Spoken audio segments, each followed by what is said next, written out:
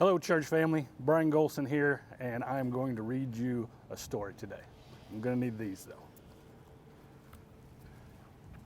This is A New Way to See, the story of Paul from Acts 6 through 9.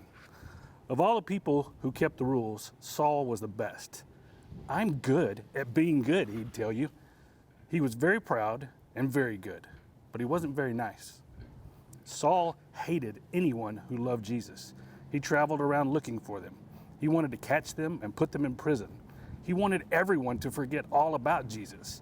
He didn't believe Jesus was the rescuer, and he didn't believe Jesus was alive either.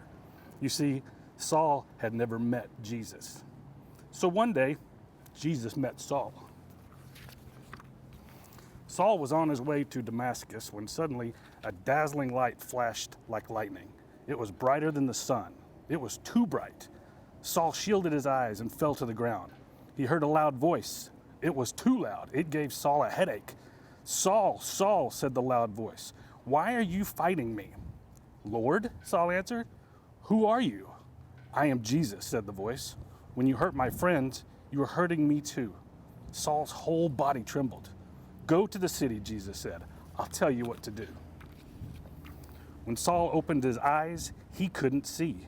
His helpers had to hold his hand and lead him like a little child.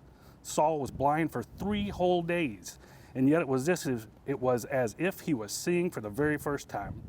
Meanwhile, there was a man named Ananias who loved Jesus. Jesus came to him in a dream. "Go to Saul and pray for him, and I will make him see again." Ananias knew all about Saul and how he hated Jesus' followers. "Lord, he has come to hurt us." But Jesus told Ananias, "Saul is the one I've chosen to tell the whole world who I am." So Ananias went to Saul. "Brother Saul," Ananias said, "it was Jesus you met on the road." And Ananias prayed for Saul.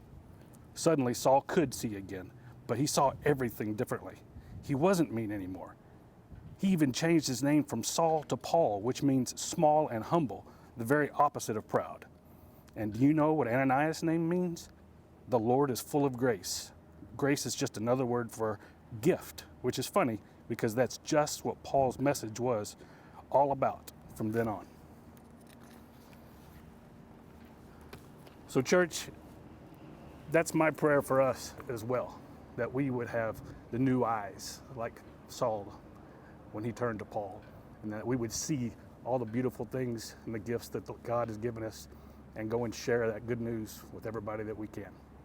Y'all have a great day.